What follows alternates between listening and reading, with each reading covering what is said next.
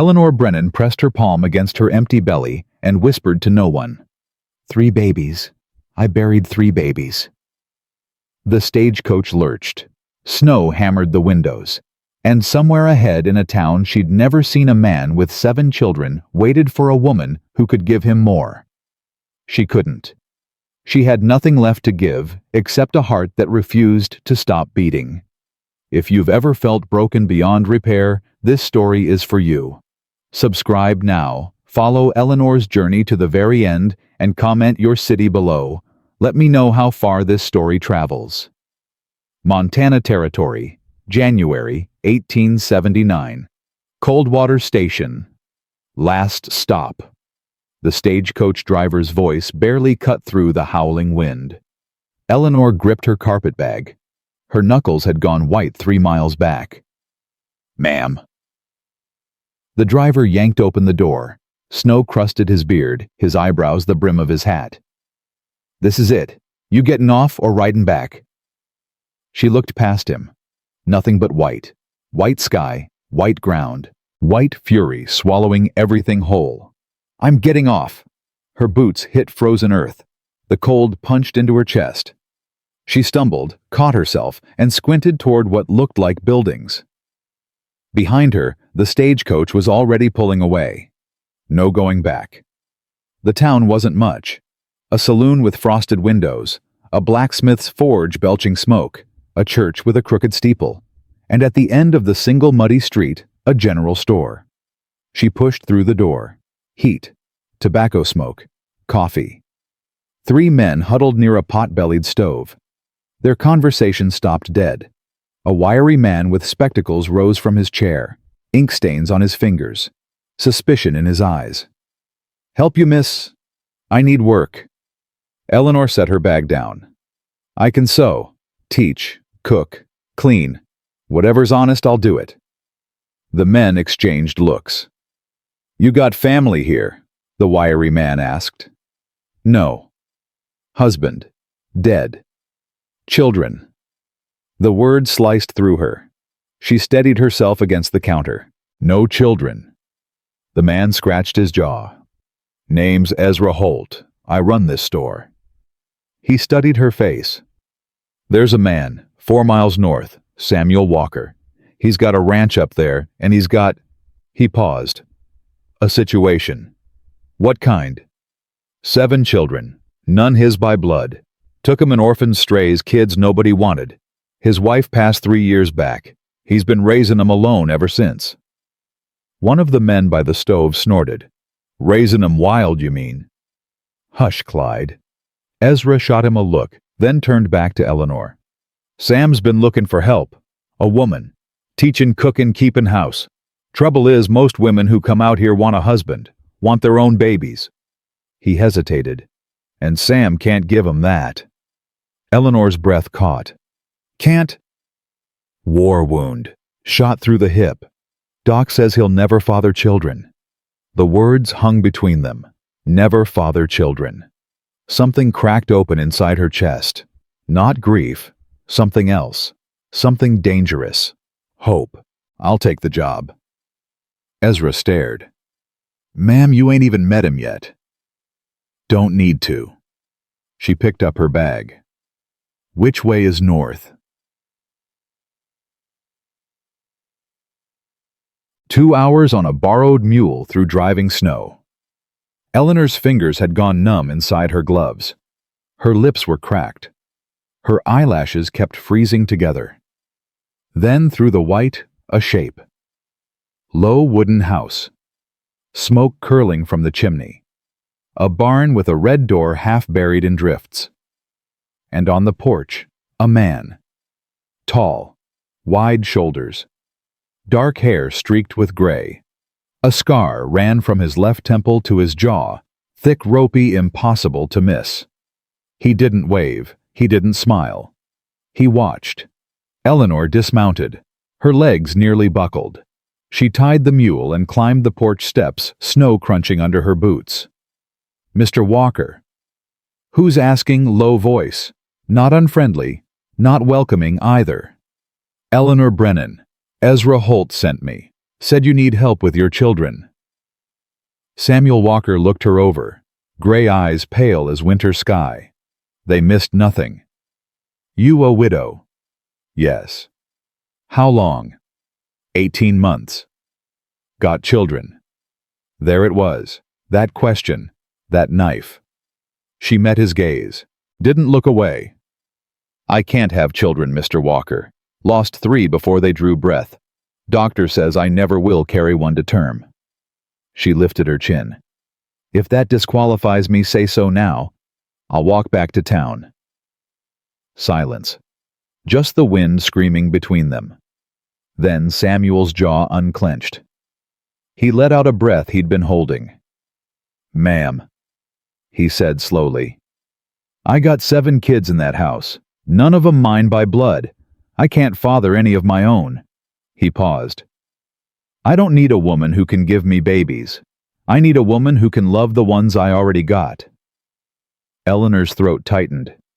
Can you do that? He asked. Yes. Her voice cracked. I can do that. He nodded once, turned toward the door. Then you better come meet 'em. The inside of the house hit her like a wall. Noise, movement, chaos. A boy of 12 stood by the fireplace, arms crossed, jaw set. Dark hair fell across his forehead. His eyes, hard suspicious, tracked Eleanor like she was an enemy crossing the border. Beside him, a younger boy. Maybe 10. Thin, quiet. Watching with calculating eyes that belonged to someone much older. A girl of 8 held a squirming toddler on her hip. The toddler grabbed for something hot on the stove. The girl yanked her back just in time. Emma, no! Near the table, a boy of 6 crouched on the floor building something with sticks and string. He didn't look up. A small girl, 5, maybe 6, stood alone in the corner. Thumb in her mouth, eyes wide and blank, staring at nothing. And in a cradle by the hearth a baby fussed. Weak, thin cries that barely carried across the room. 7 children. 7 broken pieces of other people's tragedies. Samuel cleared his throat. Everyone. This is Miss Eleanor. She's gonna be stayin' with us. The 12-year-old spoke first. We don't need her. Jacob. We don't. The boy's hands balled into fists. We've been fine. We don't need some stranger comin' in here pretendin' she cares. I said enough. Jacob's mouth snapped shut, but his eyes burned. The 8-year-old girl stepped forward. She still held the toddler Emma she'd called her. 3 years old maybe. Dark curls. Silent. I'm Mary, the girl said. Her voice was steady, older than her years. This here's Emma. She don't talk. Ain't said a word since Pa brought her home. She nodded toward the cradle. That's Daniel. He's 18 months. He's sick a lot. Eleanor moved toward the cradle without thinking. The baby inside was small, too small. Pale skin, thin wisps of brown hair, eyes that seemed too large for his face. He was breathing fast, shallow. She touched his forehead. Hot. Too hot. He has a fever. He always has a fever. Samuel's voice was flat. Tired. Doc came twice last month. Says there ain't nothing more to do but pray. Eleanor lifted the baby, so light, so fragile. She cradled him against her chest and his weak fussing quieted. Have you tried willow bark tea, small doses mixed with honey? Mary's eyes widened. You know doctorin'? I nursed soldiers in the war. I know fever. I've fought it. Samuel watched her. Something shifted in his face. Not trust. Not yet. But something. Room at the end of the hall, he said. It's small, but it's warm. Thank you. Don't thank me yet. He glanced at Jacob, still glaring by the fireplace. You ain't won 'em over yet, and they don't give second chances. Eleanor knelt in front of the little girl in the corner, the one with the blank eyes, the one who hadn't moved since Eleanor walked in. Hello there. Eleanor kept her voice soft. "What's your name, sweetheart?" The girl's mouth opened, closed, opened again. Nothing. Mary appeared beside them. "That's Ruth. Pa found her wanderin' by the creek last spring. She couldn't tell nobody who she was or where she came from. She doesn't remember. Doc says maybe she never will." Eleanor's chest ached. She reached out slowly, giving Ruth time to pull away. Ruth didn't. Eleanor brushed a strand of hair from the little girl's face. "That's all right, Ruth. Sometimes it takes a while to remember who we are." Ruth blinked. Once. Twice. Then so faint Eleanor almost missed it. Her thumb came out of her mouth. Just for a second. It was enough. That night, Daniel's fever spiked. Eleanor sat beside his cradle, pressing cool cloths to his forehead. His tiny chest heaved with each breath. His skin burned under her hands. She dripped willow bark tea between his cracked lips, sang low, tuneless songs her mother used to sing, prayed to a God she wasn't sure she believed in anymore. Around midnight, footsteps. She looked up. Mary stood in the doorway, barefoot, nightgown wrinkled, eyes red. "Is he gonna die?" Eleanor didn't lie. "I don't know, but I'm not gonna stop trying." Mary stood there a long moment. Then she padded across the room and sat down beside Eleanor on the cold floor. "The last lady who came stayed 3 days. Said we were too much trouble." "I'm not her. The one before that stayed a week. Said Jacob was a monster." "Is he?" Mary shook her head slowly. "He's just scared. He was the first one Pa found. He was livin' under a bridge in Helena, eatin' garbage, fightin' grown men for scraps." She paused. He was 9. Eleanor closed her eyes. 9 years old, alone, fighting to survive. "What about you, Mary? You trust me?" The girl was quiet. "Not yet," she finally said. "But I want to." Eleanor reached over and squeezed her hand. "That's enough for now." Around 2 in the morning, Eleanor heard something. Footsteps. Not Mary this time. Heavier. She looked up. Samuel stood in the hallway. He wasn't watching her. He was watching Daniel. His jaw was tight. His hands hung at his sides, clenched into fists. In the dim light, Eleanor could see his chest rising and falling too fast. He was afraid. This man, this scarred, silent, unshakable man, was terrified. "Mr. Walker." He blinked. Looked at her like he'd forgotten she was there. "His fever's down a little," she said quietly. "Not much, but a little." Samuel let out a breath. His shoulders dropped an inch. "Can I—" He stopped, swallowed. "Can I sit with him?" "Of course." He crossed the room and lowered himself into the chair beside the cradle. For a long moment, he just stared at the baby's face. Then he reached down and took Daniel's tiny hand in his own. "His mama was 15, he said. His voice was rough, barely above a whisper. "She died bringing him into the world. Her family didn't want him, said he was cursed, said he'd never live past a year." Eleanor said nothing. "He's 18 months now." Samuel's thumb brushed across the baby's knuckles. "Still here? Still fightin'. He's strong. He shouldn't have to be."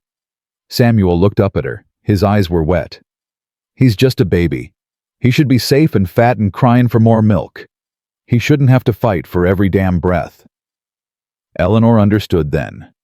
This wasn't just about Daniel. This was about all 7 of them. Every child Samuel had pulled from the wreckage of other people's failures. Every small body he'd carried home. Every nightmare he'd soothed, every fever he'd fought, every wound he'd bandaged with his own clumsy hands. He loved them, fiercely, desperately, the way a drowning man loves air. And he was terrified of losing even one. "I know," she said softly. "I know." He looked at her, really looked. "You do, don't you?" "I buried 3 babies, Mr. Walker. 3. Her voice shook. I held each one, washed each one, wrapped them in blankets I'd sewn with my own hands. I know what it is to love something so small and fight so hard and still. She couldn't finish. Samuel nodded slowly. Then you understand why I can't fail them. Yes. He turned back to Daniel. His hand never left the baby's. Get some sleep, Miss Eleanor. I'll sit with him a while. She hesitated. You sure? I've done it before. Every night since I brought him home. He paused. I'll holler if the fever spikes. She rose. Her legs ached. Her back ached. Everything ached. At the doorway, she paused. Samuel had started humming. Low off key, barely a melody. His rough voice cracked on the notes. But Daniel's breathing had steadied. Eleanor watched them for one more moment, this broken man holding this fragile baby, and felt something shift inside her chest. Not love, not yet, but the beginning of it.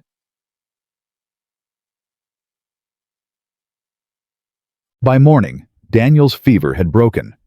Eleanor emerged from her room exhausted. Her dress was wrinkled. Her hair was falling loose. She felt like she'd been dragged behind a horse. Samuel was in the kitchen, standing over the stove with a skillet. The smell of burning filled the air. He turned when he heard her. The baby. Sleeping. Fever's down. His whole body sagged, just for a second. Then he straightened. Good. How long have you been up? Didn't sleep. Mr. Walker. Sam. He turned back to the stove. You just saved my boy's life. You can call me Sam. She moved closer, looked at the skillet. The eggs were black. You trying to cook or make charcoal? He almost smiled. Almost. The children need breakfast. Step aside. He did, without argument. Eleanor cracked fresh eggs into a clean pan, added a little butter. The smell of real food began to replace the smoke. Where'd you learn doctoring? Sam asked. He leaned against the counter, arms crossed, watching her. My husband was a doctor, before the war. He taught me what he could.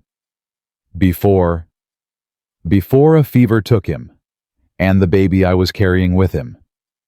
She didn't look up from the pan. My third. Silence. I'm sorry, Sam said finally. Don't be. She flipped the eggs. Being sorry doesn't bring them back. Only thing to do is keep going. That how you ended up here, just kept going. Something like that. She glanced at him. What about you? How does a man end up with 7 children who aren't his? Sam was quiet for a moment. I couldn't save my own, he said. My wife, Catherine. She died trying to give me a son.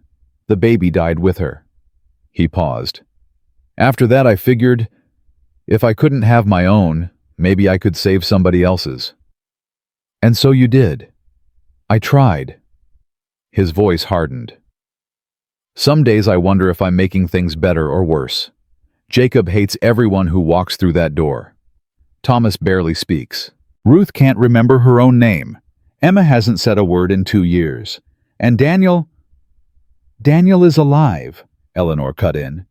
He's alive because you brought him home, because you sat with him every night, because you loved him enough to try. Sam looked at her. That ain't nothing, Sam. That's everything. For a long moment, neither spoke. Then footsteps thundered down the stairs.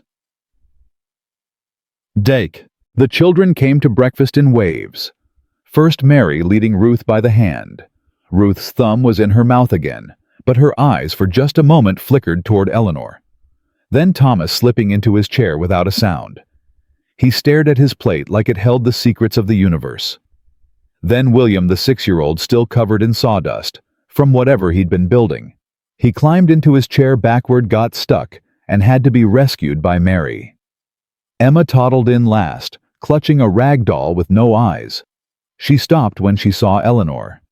Stared, then walked past her like she wasn't there. Only Jacob didn't come. Eleanor set plates of eggs and biscuits on the table. The children stared at the food. When's the last time someone made you breakfast? She asked. Thomas spoke. First words she'd heard from him. Pa tries, but he burns things. I do not, Sam said from the doorway. You burned the porridge yesterday, Mary said, and the bacon last week, and the— All right, Sam held up a hand. Point taken. Eleanor hid a smile. She turned to Thomas.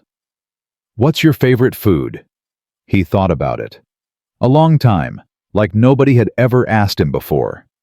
Eggs, he said finally. Soft, not runny. Then that's how I'll make them. Something flickered in his eyes. Surprise. Confusion. The first fragile crack in his armor. After breakfast, Eleanor went looking for Jacob. She found him in the barn, mucking out a stall with more force than necessary. His jaw was set. His eyes were red. I don't want to talk, he said without looking up. I know. I don't like you. I know that too. He stopped shoveling, turned to face her. His fists were clenched. They always leave, he said. His voice cracked. Every single one. They say they'll stay and they don't. Then Mary cries and Tommy goes quiet and Pa gets that look he had when Ma died, and I gotta hold everything together because nobody else will. Eleanor didn't move closer. She stayed where she was. You're 12 years old, Jacob. You shouldn't have to hold anything together. Well, somebody's gotta. His voice broke. Somebody's gotta. Eleanor let the silence stretch. Then she said quietly, I'm not going to promise you I'll stay forever. I don't know what forever looks like, but I'll promise you this, I won't leave without saying goodbye. And I won't pretend to love you if I don't mean it. Jacob stared at her. That's a stupid promise. Maybe, but it's honest. He was quiet. His fists slowly unclenched. Daniel almost died last night, he said. Didn't he? Yes. But you saved him. His fever broke. That's not the same as saving. Close enough. Jacob picked up the shovel again. He's the one I worry about most. He's so small, and Pa loves him so much. If Daniel dies— He didn't finish. He didn't have to. I'm going to fight for him, Eleanor said. I can't promise miracles, but I can promise I'll fight. Jacob was quiet for a long moment, then barely a whisper. Okay. Not trust, but a start. Yeah. That evening, Eleanor sat on the porch. The snow had stopped. The sky was clear. Stars burned cold and bright above the frozen land. Behind her she heard the door open. Footsteps. Sam lowered himself into the chair beside her. They sat in silence for a while. Jacob talked to you, Sam said finally. He never talks to anyone new. He's not angry. He's scared. I know. Sam's voice was tired. He's been scared since I found him. 3 years now, and he still sleeps with a knife under his pillow. He was alone for 2 years before you found him. Living on the streets, stealing food, fighting grown men for scraps. Sam shook his head. He was 9 years old. Eleanor closed her eyes. Thomas and Mary. Siblings. Parents died in a fire. Mary carried Thomas 40 miles to the nearest town. He was too sick to walk. Wouldn't talk for months after I took him in. William. His mama left him at the church. Note said she couldn't feed him anymore. He was 4. Ruth. Found her by the creek. Couldn't tell me her name. Couldn't tell me anything. Doc says she might never remember. Emma. Sam's jaw tightened. Her daddy beat her mama to death. Emma was hiding under the bed. She ain't spoken since. And Daniel. Sam was quiet for a long moment. His mama was just a child herself. 15. Died bringing him into the world. Her family called him cursed. Said they'd drown him 'fore they'd raise him. His voice hardened. I took him that same night. Eleanor turned to look at him. In the starlight, the scar on his face looked silver. His eyes were wet. They're not your blood, she said. But they're your children. Yes. And you love them. More than my own life. She understood now. Why he needed someone like her. someone who couldn't have children of her own, because he wasn't looking for a wife. He was looking for someone who had already lost everything and still had love left to give. I lost 3 babies, Sam. Her voice shook. 3. And every time I thought God was punishing me. Thought there was something wrong with me, something broken. There isn't. I know that now. She took a breath. Because last night I held your Daniel, and I realized I don't need to give birth to a child to love one. I just need a child who needs me. Sam studied her face. You're a strange woman, Eleanor Brennan. I've been called worse. Wasn't an insult. She almost smiled. I know. Sam nodded. Rose from his chair.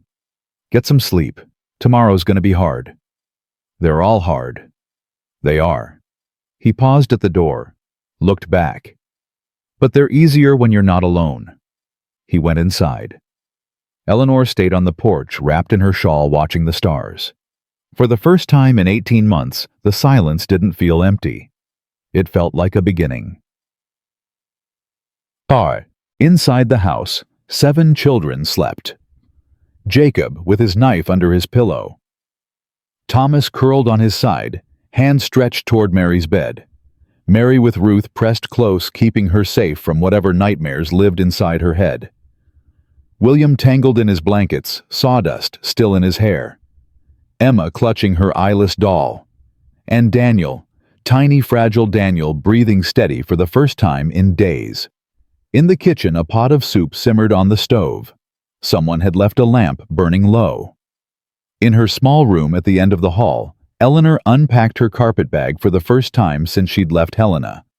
She placed her comb on the washstand, her Bible on the nightstand. Her husband's watch stopped forever at 3:17 on the windowsill. At the bottom of the bag, wrapped in faded blue silk, 3 small objects. A lock of brown hair, a tiny knitted bootie, a silver rattle never used. She held them for a moment, pressed them to her heart. Then she placed them beside the watch, her children, her ghosts, but not her future. Her future was in the next room, 7 of them, scared and broken and beautiful. They weren't hers. Not yet. But they could be. She blew out the lamp and lay down in the narrow bed. Outside, the wind had died. The night was still. Somewhere in the house, a child coughed once, then settled. Eleanor closed her eyes. For the first time in 18 months, she didn't dream of graves. She dreamed of mornings, of small hands reaching for hers, of a kitchen full of laughter, of a table set for 9. She dreamed of home. And when she woke, the sun was rising over the mountains, and somewhere in the house a baby was crying, not weak and sick, but loud and hungry and alive. Daniel. She threw off the blanket and ran. Daniel's cry filled the house like church bells. Eleanor burst into the main room, heart pounding. Sam was already there, lifting the baby from the cradle. Daniel's face was red. His fists waved in the air. His mouth was wide open, demanding. Not sick. Hungry. Sam looked up at Eleanor, and for the first time since she'd met him, he laughed. A real laugh. Deep and rough and startled out of him. Listen to that, he said. That's a healthy cry. Eleanor pressed a hand to her chest. Her heart was still racing. I thought, I know. Sam bounced Daniel gently. But look at him. Look. She did. The baby's color was better. His eyes were bright. When he saw Eleanor, his crying stopped for just a moment, and he stared at her like he was trying to remember who she was. Then he started wailing again. He's hungry, Eleanor said. He's always hungry now. Sam's voice was thick. First time in weeks he's wanted to eat like this. Mary appeared in the doorway, still in her nightgown. Her eyes went wide. Is that Daniel, is he? He's fine. Sam turned so Mary could see. He's better. Mary's face crumpled. She didn't cry. She just stood there, chin trembling, trying so hard to be strong. Eleanor crossed the room and put an arm around her. It's okay, she whispered. It's okay to be relieved. Mary buried her face in Eleanor's side. Her small shoulders shook. One by one, the other children drifted in. William rubbing sleep from his eyes. Thomas watching from the hallway like he was afraid to come closer. Ruth clutching the doorframe, her thumb in her mouth. Even Jacob appeared at the top of the stairs. He didn't come down, but he watched. And when Daniel let out another lusty wail, something shifted in Jacob's face. His shoulders dropped, his jaw unclenched. He turned and went back to his room without a word. But Eleanor saw it. Relief. The first week passed in a blur of bread dough and wood smoke and small hands tugging at her skirts. Eleanor fell into a rhythm. Up before dawn to start the fire. Breakfast for 9.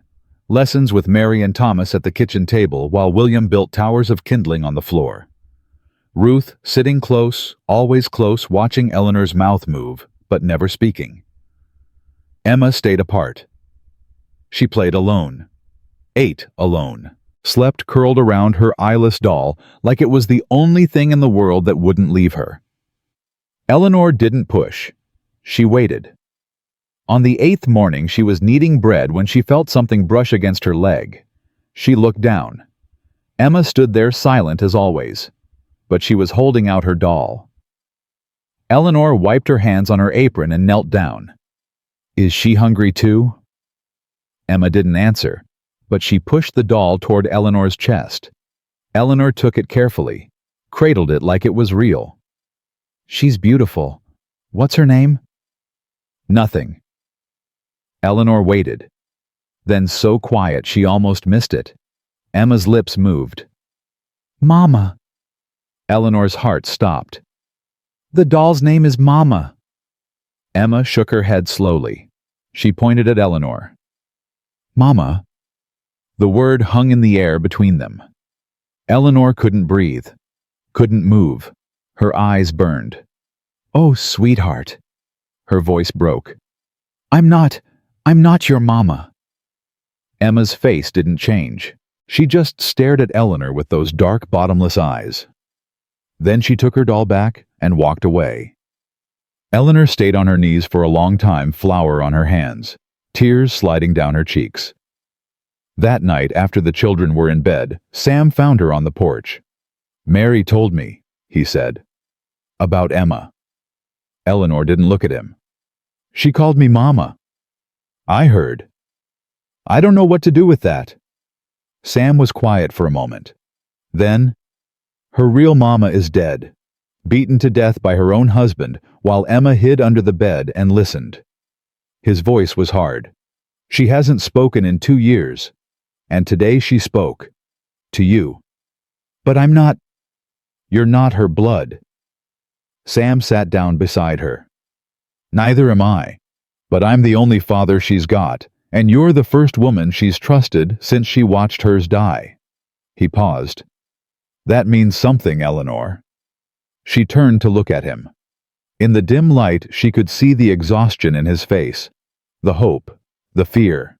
What if I fail them? She whispered. What if I love them and lose them just like I lost my own? Sam reached over and took her hand.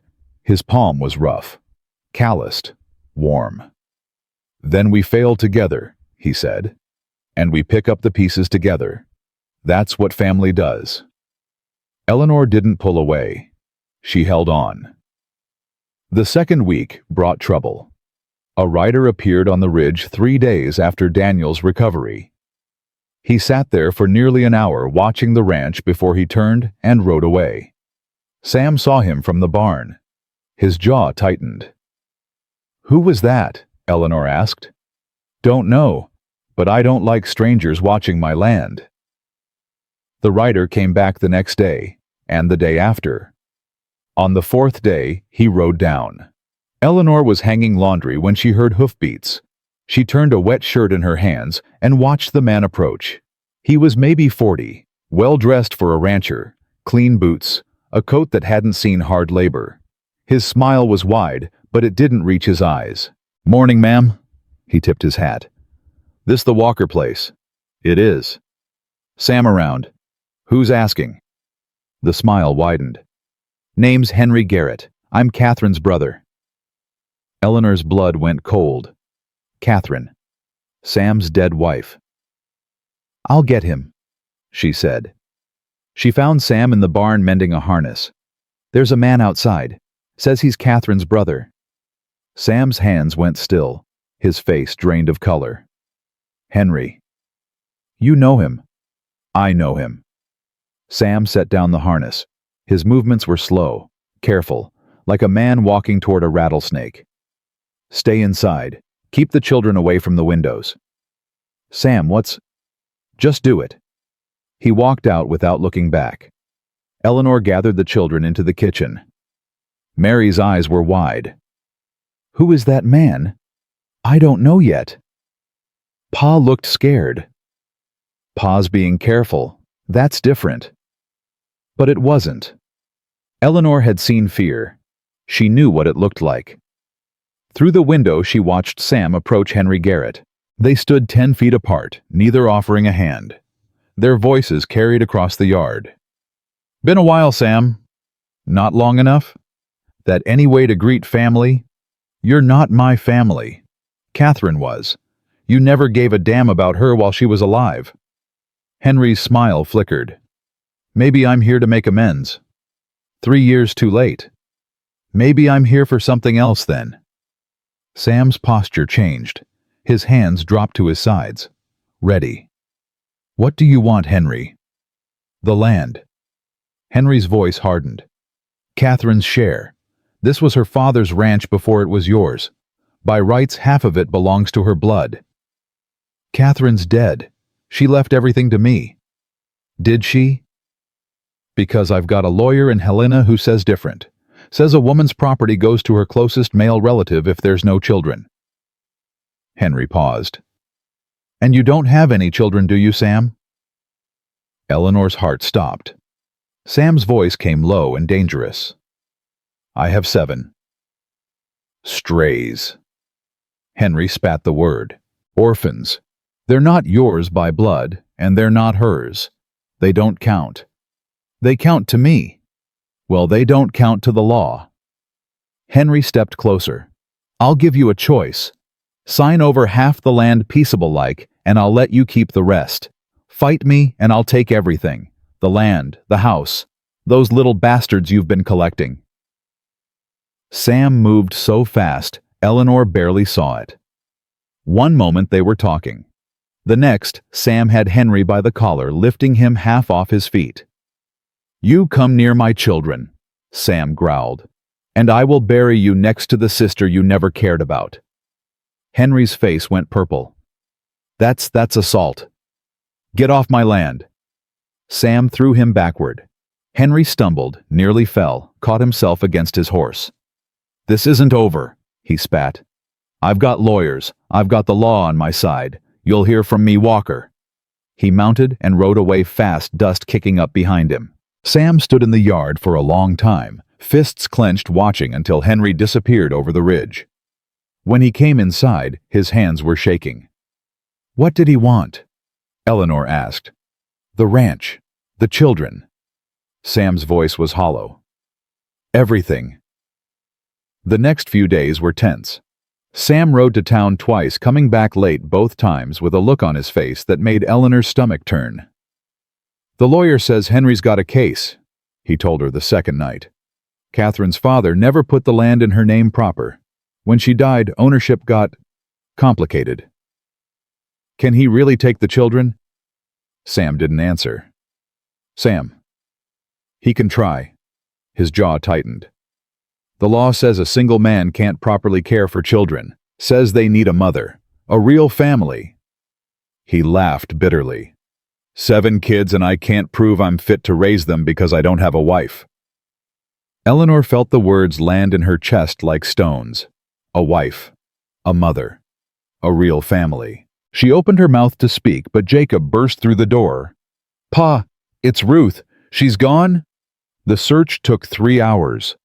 They found her a mile from the house, huddled in a hollow log, half frozen. She wasn't crying. She wasn't moving. She was just staring at nothing the way she always did. Sam carried her home. Eleanor stripped off her wet clothes, wrapped her in blankets, held her by the fire until her small body stopped shaking. "Why did she run?" Mary asked, tears streaming down her face. "She heard us talking," Sam said. His voice was dead. "She heard Henry say he was going to take her away." Ruth's eyes flickered. For just a moment she looked at Eleanor. Then she spoke. "Don't let him." 3 words. The first she'd said in nearly a year. Eleanor pulled her closer. "Never," she whispered. "Never, never, never." That night after Ruth finally slept, Eleanor found Sam sitting alone in the dark kitchen. "There might be a way," she said. He looked up. "Henry said you're not fit because you don't have a wife." She took a breath. "So give them a wife. Give them a mother." Sam stared at her. "Eleanor? I'm not proposing love, Sam. I'm proposing a solution." Her voice was steady, but her heart was pounding. "Marry me. On paper. For the children. Henry can't claim they need a mother if they have one." Sam stood slowly, crossed the room until he was standing in front of her. "You'd do that?" "I'd do anything for them." "For them?" Something flickered in his eyes. "Just for them?" She couldn't answer. Couldn't find the words. Sam reached up and brushed a strand of hair from her face. His touch was gentle, careful, like she was something precious. "I won't marry you for a piece of paper," he said quietly. "If I marry you, it'll be because I want you. Not because some lawyer says I have to." Eleanor's breath caught. "Do you," she whispered, "want me?" He didn't answer with words. He kissed her. Slow, gentle, like he'd been waiting a long time and didn't want to rush. When he pulled back, his forehead rested against hers. "I've wanted you since you walked onto my porch and told me you couldn't have children like it was a confession." His voice was rough. Like it was something to be ashamed of. Like you didn't know it was the exact thing I needed to hear. "Sam, I can't give you babies, Eleanor. I can't give you a normal life. All I've got is a ranch that might get taken 7 children who aren't mine by blood and a heart that's been broken so many times I'm not sure it still works right." He paused. "But if you'll have it, it's yours." She was crying. She hadn't realized until she felt the tears on her cheeks. "Yes," she said. "Yes." He kissed her again. The door creaked. They pulled apart. Turned. Jacob stood in the doorway. His face was unreadable. "I saw you," he said. Sam stepped forward. "Jacob, I saw you kiss her." Silence. Eleanor's heart hammered. She didn't know what to say. Didn't know if Jacob would rage or run or good. The word hung in the air. "Good," Sam repeated. "Yeah." Jacob's jaw was tight, but his eyes were wet. "Good. She's not like the others. She stayed. She saved Daniel. She found Ruth." He paused. "She's the only one who ever told me the truth." He turned and walked back up the stairs. Sam let out a breath. "Well, I guess that's a blessing." Eleanor laughed. It came out shaky. Wet. "I guess it is." The next morning, Sam rode to town alone. He came back with a preacher. They married in the kitchen, with flowers still on Eleanor's apron and sawdust in William's hair. Mary held Daniel. Thomas stood straight and solemn like he was guarding something sacred. Ruth clutched Eleanor's skirt. Emma watched from the corner, her doll pressed to her chest. Jacob stood by the door, arms crossed, trying to look like he didn't care. He failed. When the preacher said, "You may kiss your bride," Sam leaned down and pressed his lips to Eleanor's forehead. "Welcome home, Mrs. Walker," he whispered. Mary burst into tears. "Happy ones." William asked if this meant they got cake. Thomas almost smiled, and Emma, silent, broken. Emma walked across the room, took Eleanor's hand, and didn't let go. But the trouble wasn't over. 2 days after the wedding, Henry Garrett returned. This time, he brought the sheriff. Eleanor was teaching Mary her letters when she heard the horses. She went to the window and felt her blood turn to ice. 3 men, Henry in front, a man with a badge beside him, and behind them, a thin man in a black coat carrying a leather satchel. A lawyer. Sam met them in the yard. "You've got no business here, Henry." "The law says different." Henry's smile was vicious. "This is Sheriff Patterson, and this is Mr. Whitmore from the Territorial Office. They're here to inspect the property and assess the children's welfare." "The children are fine." "That's not for you to decide." The man in the black coat, Whitmore, stepped forward. "Mr. Walker, we've received a formal complaint that the minors in your care are living in unsuitable conditions with an unmarried man who has no legal claim to guardianship." "I'm not unmarried." Sam's voice was flat. "I got married 2 days ago." Whitmore's eyebrows rose. "Is that so? Ask the preacher. Ask anyone in town." "A convenient marriage." Henry stepped closer. "Right after I file my complaint. Doesn't that seem suspicious to you, Sheriff?" Patterson shifted uncomfortably. "Now, Henry, let's not—" "The law is clear." Henry's voice rose. "A man who collects orphans like stray dogs, who can't father his own children, who marries some drifter woman just to keep his claim that's not a family. That's a fraud." Eleanor pushed through the door. "I'm not a drifter." All 4 men turned. She walked down the porch steps. Her heart was pounding, but her voice was steady. "My name is Eleanor Walker. My husband was Dr. James Brennan of Pennsylvania. I served as a nurse in the Union Army hospitals during the war.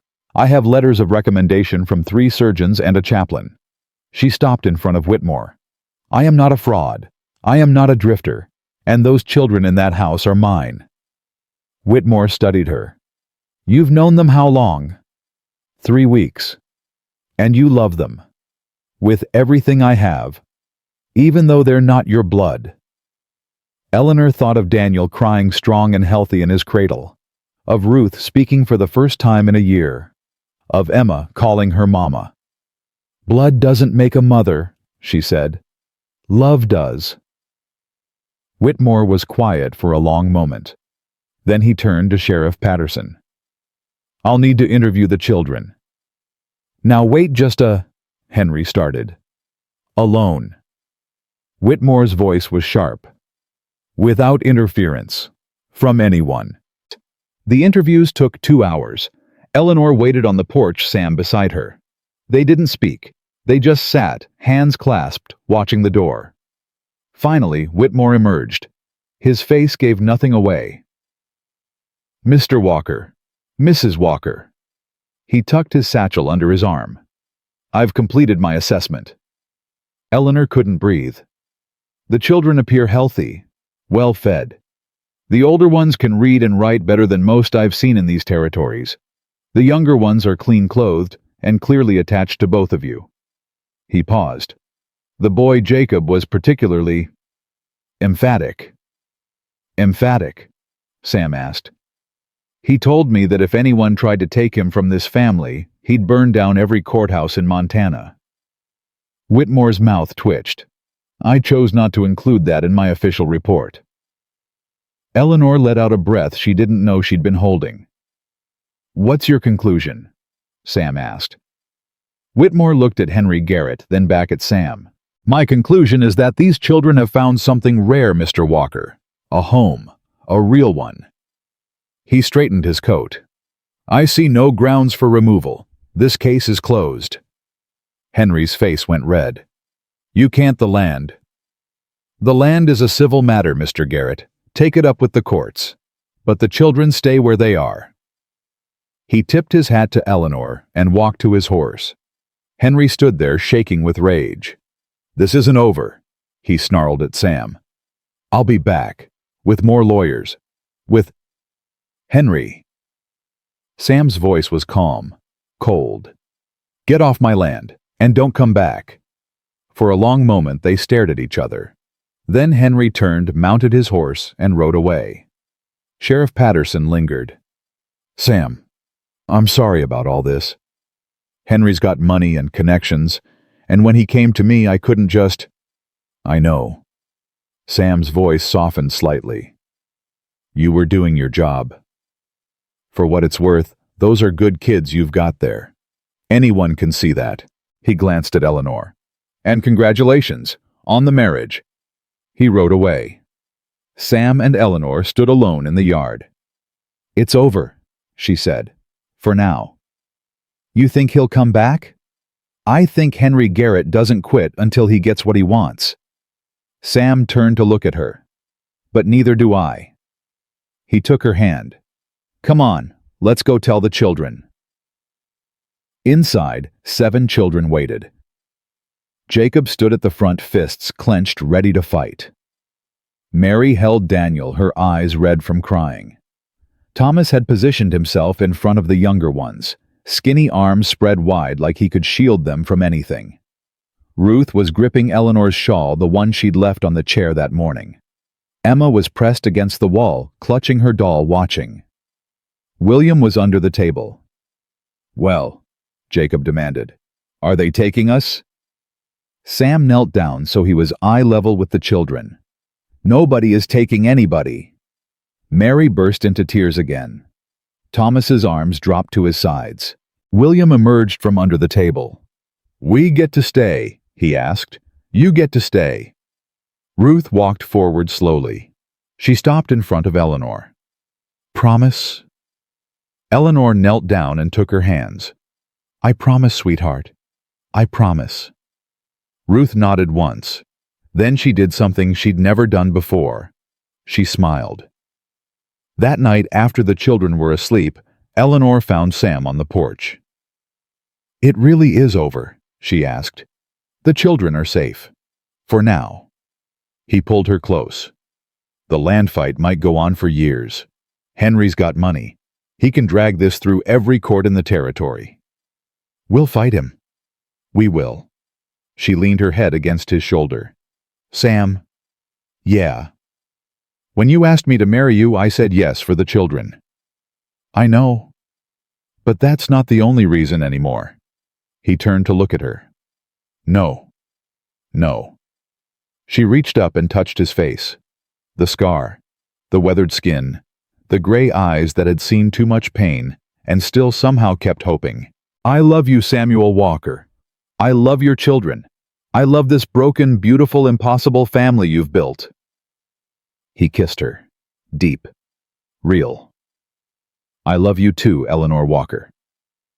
Above them, the stars burned cold and bright. Inside, 7 children slept safe and sound. And on the porch, 2 broken people held each other and believed for the first time in a long 3 weeks past. The snow deepened. The cold turned brutal. Eleanor woke each morning to frost on the inside of the windows, and children piled together for warmth. She learned to bank the fire just right to stretch the flour to make soup from almost nothing. She learned other things too. How Thomas hummed when he was concentrating. How William talked to himself while he built things. How Ruth would lean against her leg without warning, just needing to be close. How Sam looked at her across the table like she was the answer to a question he'd been asking his whole life. They were becoming something. Not just a family on paper. Something real. Then the letter came. Sam rode back from town with his jaw set and a crumpled envelope in his fist. He didn't say anything, just handed it to Eleanor. She read it twice. "A hearing. 3 weeks from now. Helena." Sam's voice was flat. "Henry's got a judge. Says my marriage is fraudulent. Says the children should be placed with blood relatives until the land dispute is settled." "Blood relatives, Henry? He's claiming guardianship rights. Says as Catherine's brother, he's got more claim to them than I do." Eleanor felt sick. "But they're not Catherine's children. They're not related to her at all. Doesn't matter. He's arguing that if they were good enough for my wife's household, they should be good enough for her family." Sam laughed bitterly. "He doesn't want them. He wants what they represent. Leverage. What do? We fight." Sam took her hands. We go to Helena. We stand in front of that judge, and we prove that this family is real. And if we can't... Sam didn't answer. He didn't have to. The days before the hearing were tense. Eleanor tried to keep things normal. Lessons in the morning, chores in the afternoon, stories by the fire at night. But the children knew something was wrong. Jacob grew silent, watchful. He slept with his knife in his hand, now not just under his pillow. Mary tried too hard. She cleaned things that were already clean, organized things that were already organized. Her smile was brittle. Thomas stopped talking entirely. Ruth wouldn't let Eleanor out of her sight, not for a moment. And Emma. Emma watched everything with those dark, bottomless eyes. One night, Eleanor found her standing by the window, staring out at the snow. "Emma, sweetheart, you should be in bed." Emma didn't turn around. "The bad man," she whispered. "He's coming back." Eleanor's blood went cold. "What?" "I saw him, in my dream." Emma's voice was flat, empty. "He took us away, all of us, and you were crying." Eleanor knelt beside her. "It was just a dream, baby, just a bad dream." Mama cried too. Emma finally turned. Her eyes were wet. "Before he killed her." She cried, and then she stopped. Eleanor pulled her close, held her tight. "No one is going to hurt you," she said. "No one. I won't let them." Emma was silent for a long moment. Then, "Promise." "I promise." But even as she said it, Eleanor wondered if it was a promise she could keep. The morning before they were supposed to leave for Helena, Sam went out to check the horses. He didn't come back. Eleanor waited an hour. 2. By noon, the sky had turned the color of bruises. Something's wrong. Jacob was already pulling on his coat. "Pa never takes this long. Stay here. Watch the children." "I'm coming with you." "Jacob." "He's my pa." The boy's voice cracked. "I'm coming." They found Sam in the ravine a quarter-mile from the barn. His horse had thrown him. He was lying at the bottom leg, twisted, wrong face white with pain. "Sam!" Eleanor half slid, half fell down the slope. "Sam, can you hear me?" "I hear you."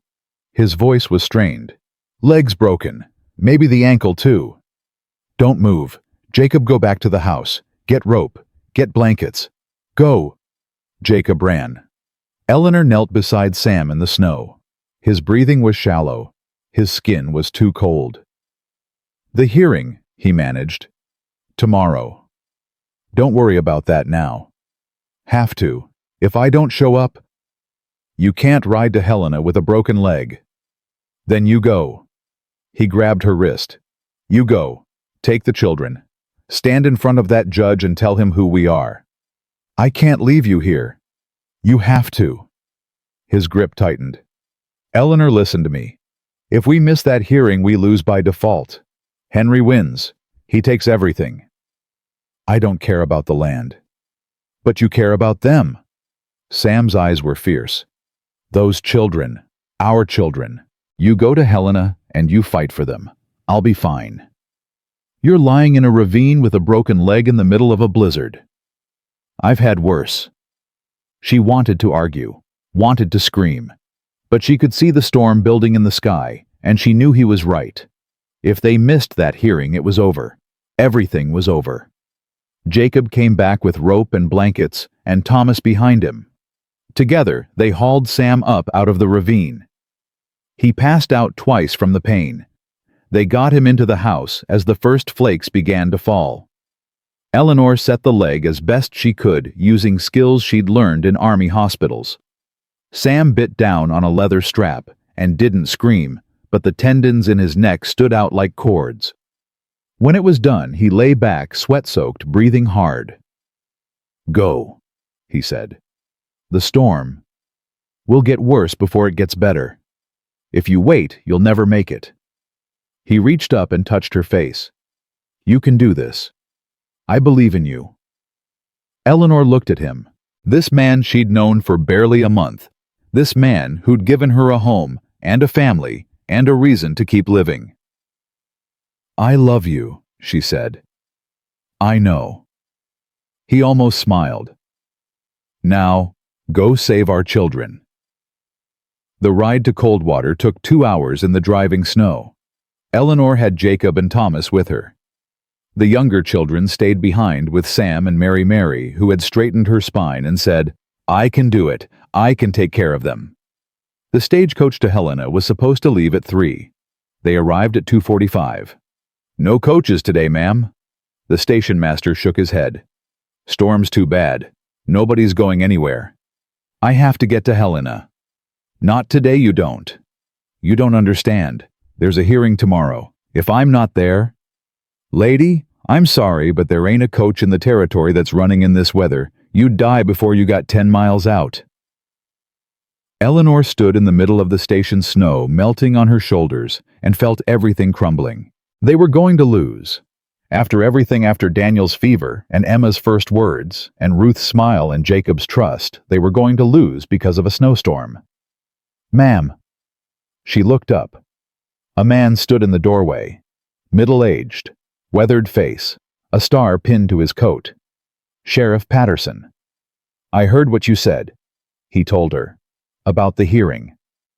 It doesn't matter now. Maybe it does." He stepped closer. "I've got a wagon, good horses. I know the mountain passes better than any man in this territory." He paused. "I can get you to Helena by morning. In this storm, it won't be easy, and it won't be safe, but it can be done." Eleanor stared at him. "Why would you help us?" Patterson was quiet for a moment. Then, "Because 3 weeks ago, I brought a man to your ranch who wanted to destroy your family. I was just doing my job, but I watched those kids' faces when they thought they were going to be taken away." He shook his head. "I've got 3 children of my own, Mrs. Walker, and if anyone tried to take them from me, I'd burn the world down." Eleanor's eyes filled with tears. "Thank you." "Don't thank me yet. We've got a long night ahead." The journey was hell. Wind, snow, ice, darkness so thick Eleanor couldn't see her own hands. Patterson drove like a man possessed. Jacob and Thomas huddled in the back wrapped in blankets, too cold to speak. Twice the wagon nearly went over. 3 times they had to dig out of drifts. But Patterson knew the land, knew the passes, knew which way to turn when the world disappeared into white. Dawn broke over Helena just as the storm finally died. Eleanor stumbled out of the wagon, frozen, exhausted, barely able to stand. The courthouse was 3 blocks away. "Go," Patterson said. "I'll take the boys somewhere warm." "I can't." "Yes, you can. Now go." She ran. The courthouse was already filling when Eleanor pushed through the doors. She saw Henry Garrett immediately. He was sitting at a table near the front, surrounded by men in expensive suits. When he saw her, his face went red. "What the hell is she doing here?" "I'm here for the hearing." Eleanor walked forward. Her legs were shaking. Her dress was soaked. She looked like she'd crawled through a blizzard, because she had. "Where's your husband?" Henry demanded. "Injured. He couldn't travel." "Then you have no case." Henry turned to the judge. "Your Honor, Samuel Walker isn't even here. This hearing should proceed without—" "I am here." Eleanor's voice rang through the courtroom. "I am Samuel Walker's wife. I am the mother of 7 children, and I am not leaving this courtroom until you hear what I have to say."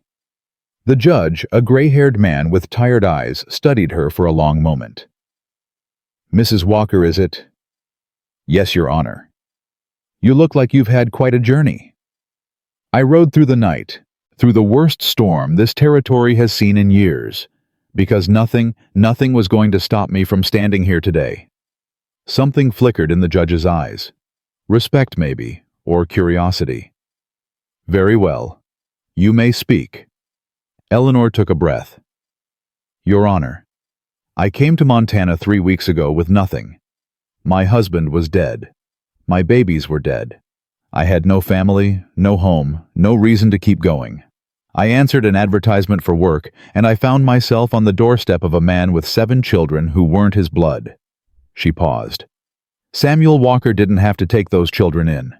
Jacob was living under a bridge eating garbage. Mary carried her brother 40 miles through the wilderness when she was 7 years old. William's mother left him at a church because she couldn't afford to feed him. Ruth doesn't even remember who she is. Emma watched her mother beaten to death. And Daniel's own family wanted to drown him because they said he was cursed. Her voice cracked. Samuel Walker gave them a home. He gave them safety. He gave them love. Not because the law required it. Not because anyone was watching. But because they needed him, and he was there. She turned to look at Henry Garrett. And now this man who never once visited his sister while she was alive, who never sent a letter or a dollar to help her struggling household, now he wants to claim those children as leverage in a land dispute. That's, Henry started. I'm not finished. The courtroom went silent. You want to know if our marriage is real? Your Honor. Let me tell you what real looks like. Real is sitting up all night with a sick baby praying to God he makes it to morning. Real is teaching a little girl to read while she leans against your leg because she's too scared to let go. Real is watching a boy who's never trusted anyone in his life finally start to believe that maybe he's safe. Tears were streaming down her face now. I can't give Samuel Walker children of my own. I lost 3 before they drew breath and the doctors say I'll never carry another. But I can love the children we have. I can fight for them. I can stand in this courtroom half-frozen, exhausted, terrified. And I can tell you that if you take those children from us, you won't just be breaking a family. You'll be breaking 7 hearts that have already been broken too many times. She stopped. Her chest was heaving. Her hands were shaking. The courtroom was completely silent. Then the door burst open. Jacob walked in, Thomas behind him. And behind them, carried between Sheriff Patterson and another man, was Samuel Walker. Eleanor's heart stopped. Sam, you think I was going to let you do this alone? He was pale, sweating. His leg was splinted and wrapped, and every step clearly caused him agony. But he was smiling. I told Patterson to bring me as soon as the storm cleared. You can't even walk. Don't need to walk. He let them lower him into a chair. Just need to sit here and look at that judge and tell him the truth. Mr. Walker, the judge leaned forward. You rode to Helena with a broken leg. Yes, sir. Through a blizzard. Yes, sir. Why? Sam looked at Eleanor, then at Jacob and Thomas, then back at the judge. Because those are my children out there. And nobody, not Henry Garrett, not a blizzard, not a broken leg, not God himself, is going to stop me from fighting for them. The judge was quiet for a long moment. Then he turned to Henry Garrett. Mr. Garrett, I've read your petition. I've reviewed your claims. And I've listened to your lawyers argue that this family is somehow illegitimate. He paused. Now I've watched a woman ride through a blizzard and a man crawl out of a sickbed to stand in my courtroom. Tell me, what have you done to prove your love for these children? Henry's face went white. Your Honor, the law. The law is meant to protect children, Mr. Garrett, not to weaponize them. The judge stood. This petition is denied. Full guardianship of the children is granted to Samuel and Eleanor Walker. The land dispute will proceed through civil courts, but the children are not to be used as bargaining chips under any circumstances. He slammed his gavel. This hearing is adjourned. Eleanor couldn't breathe. It was over. They'd won. She turned to Sam.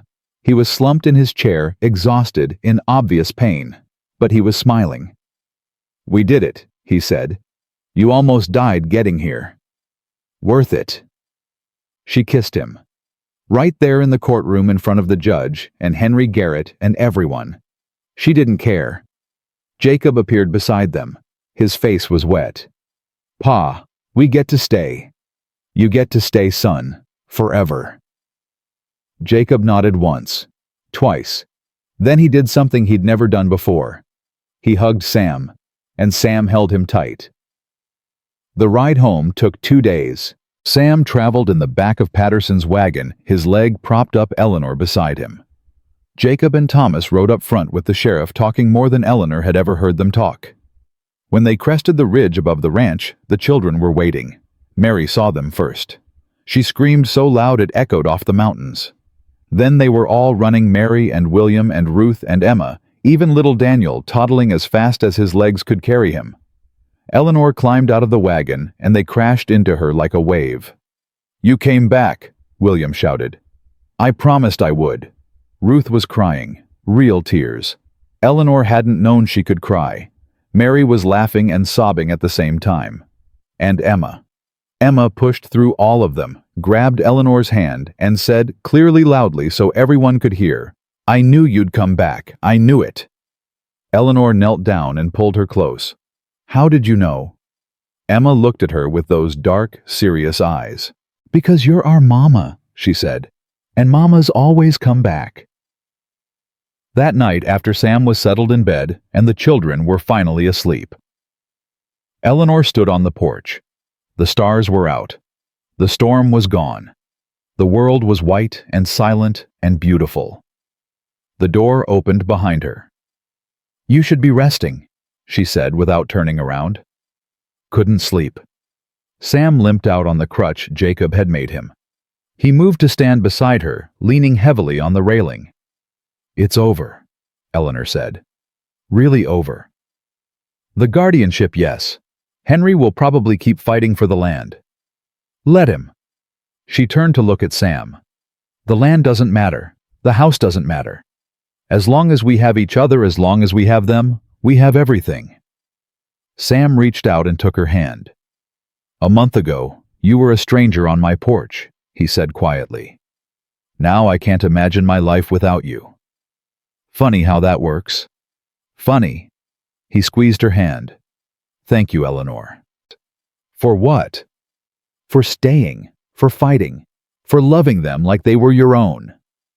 "They are my own," she said. "They always were. I just didn't know it yet." Sam pulled her close. She leaned into him, careful of his injured leg. Above them, the stars burned cold and bright. Inside, 7 children slept safe and sound. And on that porch, in the frozen silence of a Montana winter, 2 people who had lost everything found something neither of them had ever expected to find again. Home. Winter loosened its grip slowly. The snow began to melt. The creek thawed. The days grew longer, and the children spent more time outside running and shouting and being young in ways they hadn't been allowed to be before. Sam's leg healed crooked. He walked with a limp now, and on cold mornings the pain made him grit his teeth. But he never complained, just wrapped his knee tight and kept moving. "You're stubborn as a mule," Eleanor told him one morning. "That's why you married me. I married you because you had 7 children and no sense." "Same thing?" She laughed. It was something she did often now. Laugh, smile, feel the weight in her chest lift just a little more each day. They were happy. It couldn't last. The letter arrived on a Tuesday. Sam had ridden to town for supplies, his first real trip since the accident. He came back with flour and salt and sugar and a crumpled envelope that made his face go gray. "What is it?" He handed it to her without a word. Eleanor read it, then read it again. "Henry's dead. Horse threw him, broke his neck, 3 days ago." She should have felt relief. Instead, she felt nothing at all. Then the land dispute. "It's over. His lawyers withdrew the claim this morning. The ranch is ours, free and clear." Eleanor sat down heavily. It was over. Really over. No more lawyers, no more threats, no more fear. "Why don't you look happy?" Sam asked. "I don't know." She stared at the letter. "I spent weeks hating him, wishing he'd go away. And now he's dead, and I just feel empty."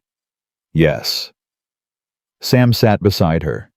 He was a bad man who did bad things. But he was still a man, still had a soul. I know. You're allowed to feel complicated about it. She leaned against his shoulder. What do we tell the children? The truth.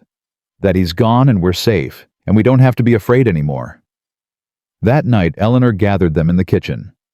I have something to tell you, she said. The man who wanted to take you away, Mr. Garrett, he's dead. Silence. Then Jacob. Good. Jacob. I'm not sorry. His voice was hard. He wanted to hurt us. He wanted to take us from Pa. I'm glad he's dead. You don't mean that. I do. Jacob's jaw tightened. You weren't there. You didn't see what it was like before you came. Every few months someone new would show up. Social workers, lawyers, people who said they wanted to help, but really just wanted to tell Pa he wasn't good enough. Mr. Garrett was the worst of them. Eleanor looked at Sam. He nodded slowly. Jacob's got a right to his feelings, Sam said quietly. We all do. But feeling glad someone's dead, that's a weight you carry. You sure you want it? Jacob was quiet for a long moment. I don't know, he finally admitted.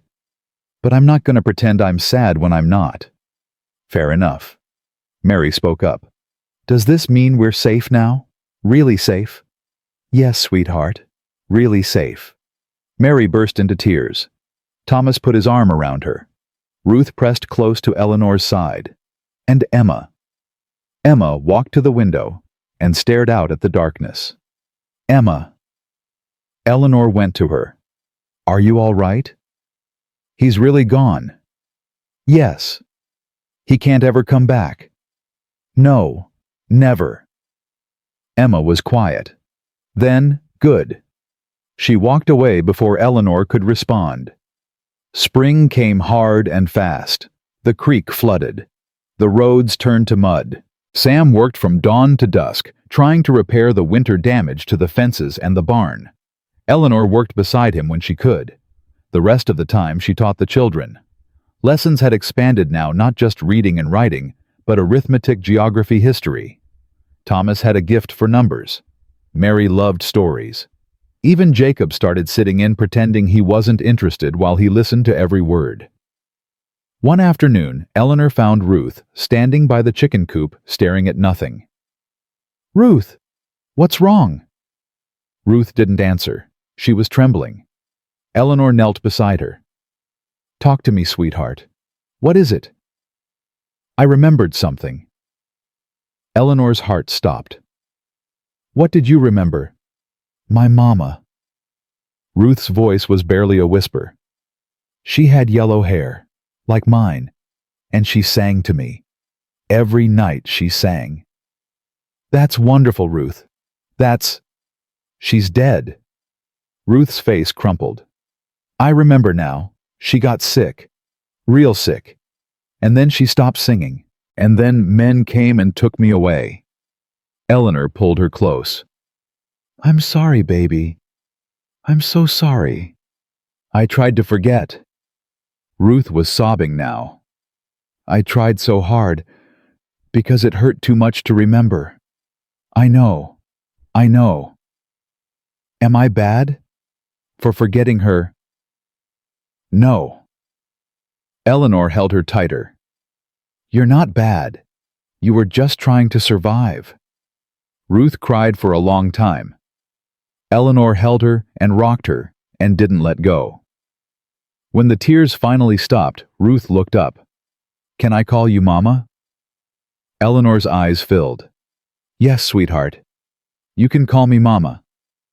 That night she told Sam what happened. She remembered, Sam said quietly, after all this time. She remembered her mother died, that's all. She still doesn't know where she came from or what her name really is. Ruth is her name now. You gave it to her. That's what matters. Eleanor leaned against him. They were sitting on the porch, their spot now, the place where they talked after the children were asleep. Sam, what if more of them start remembering? What if they remember things that hurt them? Then we help them through it. What if it breaks them? It won't. Sam took her hand. You want to know why? Because they've got us. They've got each other. They've got a family that won't let them fall. When did you get so wise? About the time a stubborn woman showed up on my porch and refused to leave. She smiled, kissed him softly. I love you, Samuel Walker. I love you too. The peace lasted 3 more weeks. Then the fire started. Eleanor smelled it first, smoke drifting through the window in the middle of the night. She sat up. Sam was already awake, already moving. The barn. They ran. The barn was engulfed. Flames crawled up the walls, licked at the roof, sent sparks swirling into the dark sky. The horses, Sam shouted. Help me get them out. Eleanor ran into the smoke. Her eyes burned. Her lungs burned. She found the stalls, threw open the doors, slapped the horses hard to make them run. 1, 2, 3. The 4th horse was panicking, kicking at the walls, screaming. Easy, girl, easy. A beam crashed down behind her. The exit was blocked. Eleanor. Sam's voice somewhere beyond the flames. Eleanor, where are you? I'm trapped. The beam. Hold on, I'm coming. Know your leg. But he was already there. Limping through the smoke, through the fire, his face twisted with pain and determination. Move aside. He grabbed the beam with his bare hands. The flesh sizzled. He screamed, but didn't let go. Go now. Eleanor ran. The horse followed. Sam staggered out behind them, collapsed on the ground. His hands blackened and blistered. Sam! She was on her knees beside him. Your hands. Did we get them all? What? The horses. Did we get them all? She looked. 4 horses stood in the yard, wild-eyed and trembling. Yes, we got them all. Good. He lay back. That's good. Then he passed out. The next hours were a blur. Eleanor bandaged Sam's hands as best she could. The burns were bad 2nd degree, maybe 3rd in some places. He'd need a real doctor. But the nearest doctor was in Coldwater, and Sam couldn't ride. I'll go. Jacob was already pulling on his coat. It's the middle of the night. I don't care. Pa needs help. Jacob, you can't stop me. His jaw was set. I'm going. Eleanor looked at him, this boy who'd been so angry, so distrustful, so determined to push everyone away. This boy who was now willing to ride through the night to save his father. Be careful, she said. He nodded once and ran for the horses. Thomas appeared beside her. What can I do? Watch the others. Keep them calm. Mary's going to be scared. I know. Thomas straightened his thin shoulders. I'll take care of them. He was 10 years old, and he was already learning to be strong. Eleanor turned back to Sam. His breathing was shallow. His face was pale. The pain was written in every line of his body. You're an idiot, she told him. Had to get you out. You could have died. Didn't, though. Sam? Eleanor. His eyes opened, found hers. I couldn't let you die. Not you. Not ever. She took his unbandaged arm, held it tight. Don't you ever do that again. Can't promise. Sam Walker. I love you. His voice was fading. That's all I know. I love you. He passed out again. Jacob came back with the doctor just before dawn. Dr. Morrison was an older man. Steady hands, kind eyes. He examined Sam's burns without flinching. He'll keep the hands, he said finally. But there'll be scarring, and the pain's going to be bad for a while. Will he be able to work? Eventually, but not for months. He needs to rest, keep the wounds clean, change the bandages twice a day. The doctor looked at Eleanor. You've done this before. I was a nurse during the war. Then he's lucky to have you. Eleanor looked at Sam sleeping fitfully on the bed, his hands wrapped in white linen. I'm the lucky one, she said. The children took it hard. Mary cried. William didn't understand why Pa wasn't getting up. Ruth clung to Eleanor's skirt and wouldn't let go. Emma didn't cry, didn't speak, just sat by Sam's bed and watched him breathe. You should get some sleep, Eleanor told her. Emma shook her head. He's going to be fine, sweetheart. I know. Emma's voice was small but steady. But I want to be here when he wakes up, so he knows he's not alone. Eleanor's throat tightened. All right, but let me know if you need anything. I will. She sat there all night. When Sam finally opened his eyes in the morning, the first thing he saw was Emma's face. Hey there, little one. You scared us.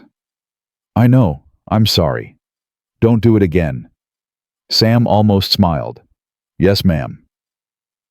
The next few weeks were difficult. Sam couldn't work, could barely move. Eleanor took over everything. The animals, the repairs, the children, the cooking, the cleaning. Jacob helped. Thomas helped. Even Mary started doing more watching the little ones while Eleanor handled the heavy work. They were stretched thin, exhausted, but they were together. One evening, Eleanor collapsed into a chair after putting the children to bed. Every muscle in her body ached. Sam was awake, propped up against pillows, watching her. You're wearing yourself out, he said. Someone has to. Let me help. Sam, you can barely hold a spoon. I can do something. Read to the children. Help William with his building. Something. You need to rest. I need to be useful. His voice cracked. Eleanor, I've been taking care of people my whole life. First my brothers, then Catherine, then the children. I don't know how to just sit here. She understood. She understood completely. All right. She moved to sit beside him. Tomorrow, you can help Mary with her reading. She's stuck on the big words. I can do that. And William's been asking about knot tying. You could teach him. I could. But tonight, you rest. Deal. He nodded. Then, Eleanor. Yes. Thank you for holding everything together. That's what family does. I know. He took her hand carefully, wincing at the pain in his fingers. But I still want to say it. Thank you. She kissed his forehead. You're welcome. The trouble came from an unexpected direction. A woman arrived at the ranch on a Sunday afternoon, well-dressed, city clothes, hair pinned up perfectly despite the long ride from town. She introduced herself as Mrs. Adelaide Crawford from the Montana Territorial Children's Aid Society. I'm here to conduct a welfare check, she said, her voice crisp and formal. We've received reports that the children in this household may be at risk. Eleanor felt her blood run cold. At risk from what? From an injured guardian who cannot properly care for them. From a woman with no formal qualifications. From a home that recently suffered a devastating fire. Who told you these things? Mrs. Crawford smiled tightly. That's confidential. Sam appeared in the doorway, leaning on his crutch. My wife asked you a question, he said. Who sent you? Mr. Walker. I'm not at liberty to... Was it Henry Garrett's lawyers? Mrs. Crawford's smile flickered. Henry Garrett is dead, she said, but his estate has raised concerns. His estate? Sam laughed bitterly. He's dead, and he's still trying to take my children. Mr. Walker, I understand this is difficult. Difficult, lady. You have no idea what we've been through, what these children have been through, and you want to come into my home and tell me I'm not fit to raise them. I want to ensure their welfare. Their welfare is fine. Better than fine. They're fed, they're clothed, they're loved. What more do you want? Mrs. Crawford's eyes swept the room, taking in the clean floors, the mended clothes, the children peeking around corners with wide, frightened eyes. I'll need to speak with each child individually, she said. Absolutely not. Mr. Walker, the last time someone came to speak with the children, they had nightmares for weeks. Ruth stopped talking again. Emma, his voice broke. No, You can see them. You can see the house. But you're not interrogating my children." Mrs. Crawford's jaw tightened. "Very well. Then I'll need to file a report stating that you refused to cooperate with a welfare investigation. File whatever you want." Sam stepped forward, towering over her despite his injuries. "But understand this, those children have already been through hell. They've been abandoned, abused, neglected, left for dead. They came here with nothing, and we gave them everything. And I will die before I let anyone take them away." Mrs. Crawford stared at him. For a long moment no one spoke. Then, unexpectedly, her face softened. "I can see that," she said quietly. "Excuse me. I can see that you love them." She sighed. "Mr. Walker, I've been doing this job for 15 years. I've seen neglect. I've seen abuse. I've seen children living in conditions you can't imagine." She looked around again. "This isn't that." "Then why?" "Because Henry Garrett's estate is powerful. Because someone filed a complaint and I'm required to investigate." She paused. "But I'm also required to report what I find. And what I find is a family. A real one." Eleanor stepped forward. "You believe us." "I believe what I see, Mrs. Walker. And what I see is a home full of children who are healthy, clean, and clearly attached to their parents." She pulled out a notebook and began writing. "My report will reflect that. What about the complaint? I'll recommend it be dismissed." Mrs. Crawford closed her notebook. "You won't hear from us again." She turned toward the door, then paused. "For what it's worth," she said, "I've seen a lot of families in my time. Blood families who treat their children like burdens. Wealthy families who couldn't care less about their own flesh and blood." She looked at Sam and Eleanor. "What you've built here is rare. Don't let anyone tell you otherwise." She left. Eleanor sank into a chair. Her hands were shaking. "It's over," Sam said. "It's really over." "Is it?" She looked up at him. "How many more times, Sam? How many more people are going to come here and question whether we deserve these children?" "I don't know. I'm tired." Her voice cracked. "I'm so tired of fighting." Sam crossed to her, lowered himself carefully into the chair beside her. "I know," he said. "I know. But we won, Eleanor. Again. We keep winning. What if one day we don't? Then we'll face it together." He took her hand. "That's all we can do. Face it together." She leaned into him. Let herself be held. Outside she could hear the children playing. William shouting something about a frog. Mary laughing. Thomas's quiet voice explaining something to Ruth. They were safe. They were happy. They were home. That night, Jacob found Eleanor on the porch. "Ma." It was the first time he'd called her that. Eleanor's heart skipped. "Yes." "I wanted to say something." Jacob sat down beside her.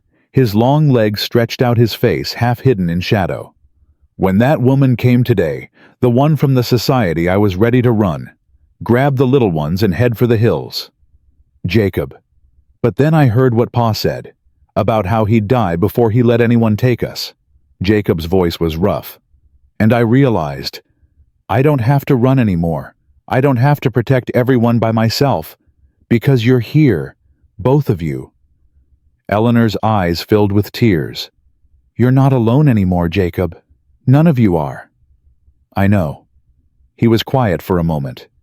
"I spent so long being angry, at everyone who hurt me, everyone who left. I thought if I was angry enough it wouldn't hurt as much." He paused. "But it just made me lonely. And now I've got a family." He looked at her. "A real one. With a ma and a pa and brothers and sisters who drive me crazy." He almost smiled. "I never thought I'd have that." "Neither did I." They sat in silence for a while. Then Jacob stood. "Good night, Ma." "Good night, son." He went inside.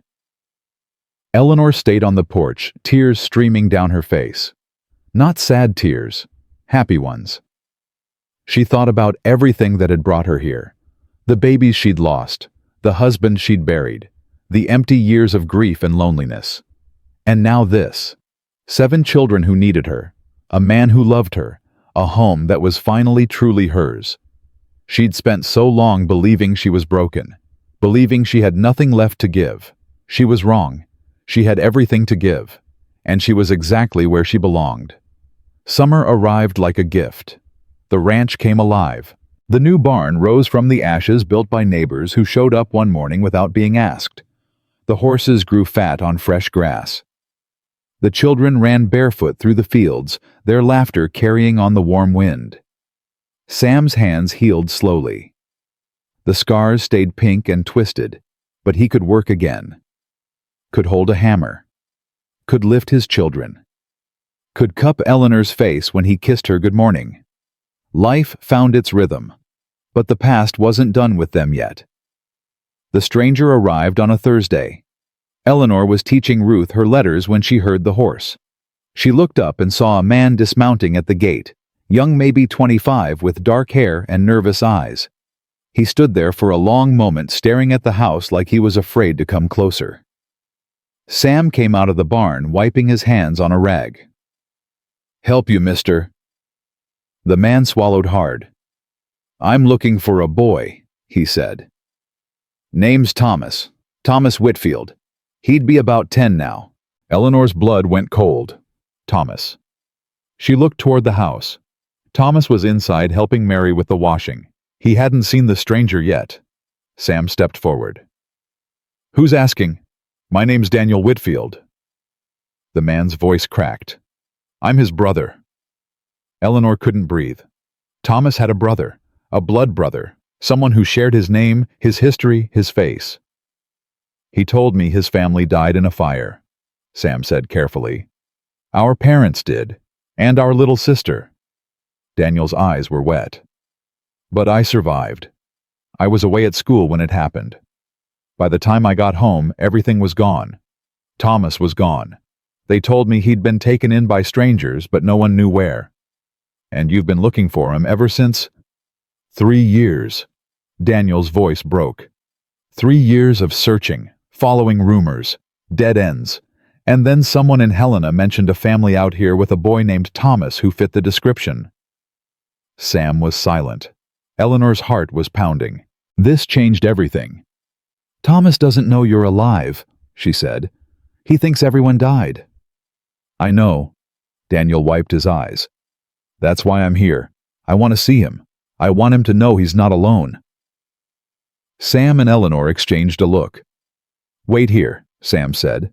He went inside. Eleanor stayed with Daniel, studying his face. He looked like Thomas. The same thin features, the same serious eyes. The same way of standing with his shoulders hunched, like he was bracing for a blow. "What do you want?" she asked quietly. "Really?" Daniel met her gaze. "I want to know my brother's alive and happy, that's all. And if he's happy here with us, then I'll be grateful to you for taking care of him." Daniel's voice was steady. "I'm not here to take him away, Mrs. Walker. I'm here because he deserves to know the truth." The door opened. Thomas stepped out. He saw Daniel and stopped dead. For a long moment, neither of them moved. Then Thomas whispered, "Danny!" Daniel's face crumpled. "Tommy!" Thomas ran. He crashed into his brother so hard they both nearly fell. Daniel wrapped his arms around him and held on like he'd never let go. "I thought you were dead," Thomas sobbed. "I thought everyone was dead." "I'm here. I'm right here. I never stopped looking for you." Eleanor watched them, tears streaming down her face. Sam stood beside her, his hand on her shoulder. "What happens now?" she whispered. "I don't know."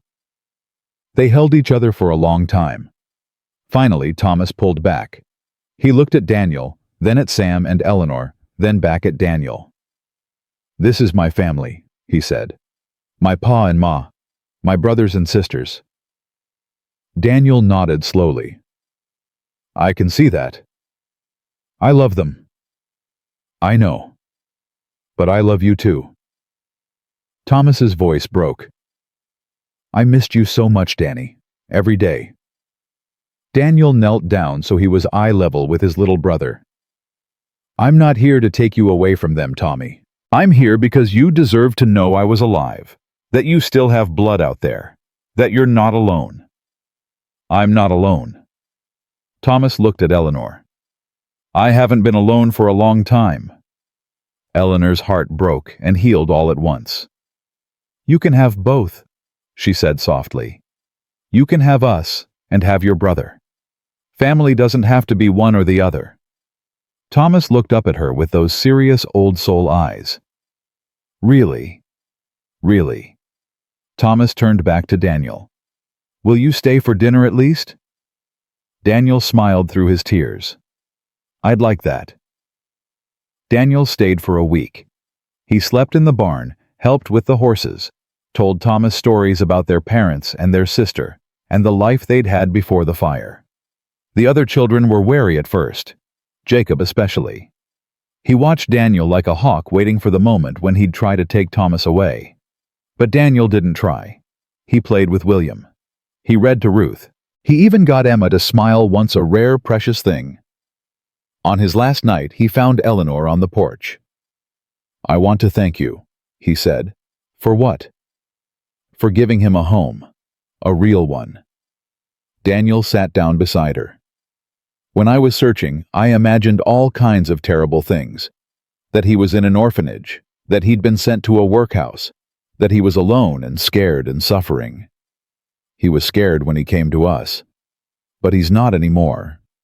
Daniel looked toward the house where Thomas was playing checkers with Mary. He's happy. He has people who love him. He'll always have a place here. I know. Daniel was quiet for a moment. I'm going to settle in Helena. Find work. Build a life. That's good. And I'd like to visit, if you'll have me, regularly. So Thomas doesn't forget he has a brother. Eleanor smiled. You're welcome here anytime, Daniel. You're family now, too. His eyes filled. He didn't speak, just nodded. When he rode away the next morning, Thomas stood at the gate and watched until he disappeared over the ridge. You okay? Eleanor asked. Yeah. Thomas turned to look at her. I've got 2 families now. That's better than most people get. She pulled him into a hug. Yes, it is. Fall came painted in gold and red. The harvest was good. The cellar filled with preserved vegetables, cured meats, dried fruits. The children had new clothes, not fancy, but warm and well-made. Eleanor started teaching children from neighboring ranches.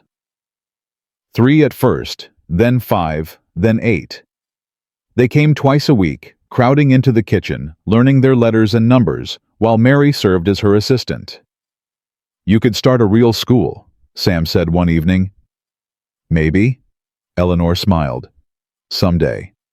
Why not now? Because right now, I have everything I need right here. One morning in October, Eleanor woke feeling strange. Not sick exactly, just different. She pushed through it, made breakfast, taught lessons, helped Sam with the fence posts, played with Emma and Ruth in the afternoon. But the feeling persisted. By evening, she knew what it was. She'd felt it 3 times before. She sat down hard on the edge of the bed, hands trembling. No, it wasn't possible. The doctors had told her. After the 3rd baby, they'd been clear. Her body couldn't carry a child anymore. She was barren, broken, but she knew this feeling. She knew it in her bones. Eleanor. Sam appeared in the doorway. You all right? You've been quiet all day. She looked up at him. Sam. Her voice shook. I think I might be... She couldn't finish. Might be what... Pregnant. The word hung between them. Sam's face went pale. That's not... The doctor said... I know what they said. But you can't. You've never... I know. Tears spilled down her cheeks. But I know what this feels like, Sam. I've felt it 3 times, and I feel it now.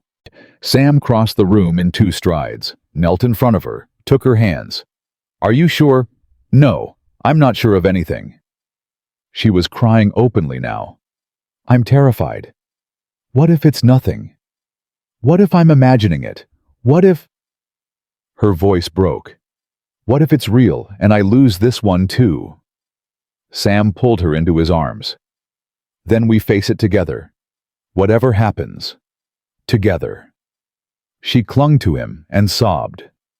She'd spent so long accepting that she'd never carry a child, had made peace with it, had found joy in the 7 children who called her Ma.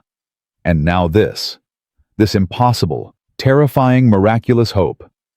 She didn't know if she could survive losing it again. Dr. Morrison came the next week.